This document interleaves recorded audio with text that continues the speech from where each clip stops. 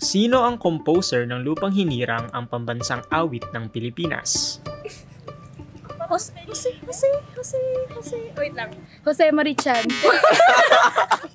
Nandito tayo ngayon sa Intramuros para alamin kung may mga alam pa ba ang kabataan tungkol sa history, lalo na sa Independence Day, dito sa MB Asks Araw ng Kalayaan Edition.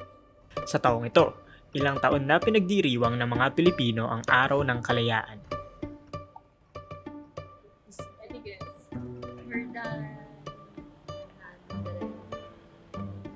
Di ba 1998 yun din? Hindi ko alam, 126? 126. 126. That's correct. Paano dapat ikabit ng pahalang ang bandila ng Pilipinas?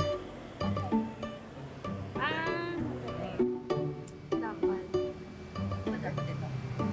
Okay, yung right. Yes. Right ba yan? Di ba left yan?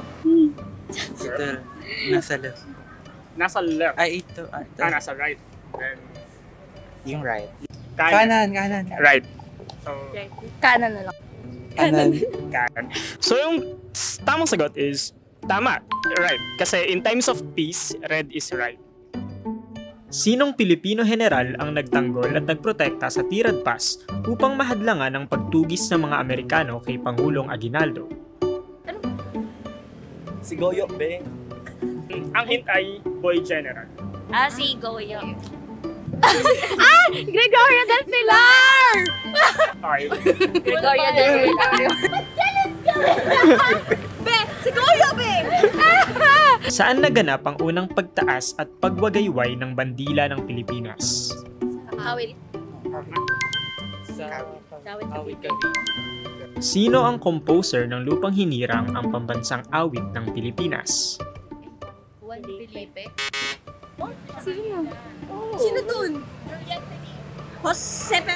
Si Julian Felipe daw. Si Julian Felipe. Sino si Jose?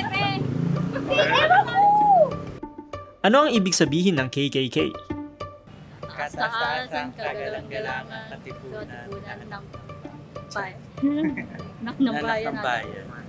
Meron pa? Yun na yun, babe. Wala na. Kataas-taasang kagalang-galangan at pagpunan ng mga anak ng bayan. Anong araw ng linggo at oras naganap ang deklarasyon ng kasarinlan ng Pilipinas? Ikaw Monday, Tuesday, Wednesday. Guess. Thursday. Tuesday. Feeling ko Friday. Walang idea. Actually, it's Sunday between 4 p.m. and 5 p.m. Thank God, malayo na tayo. Iyak lang yung Hello?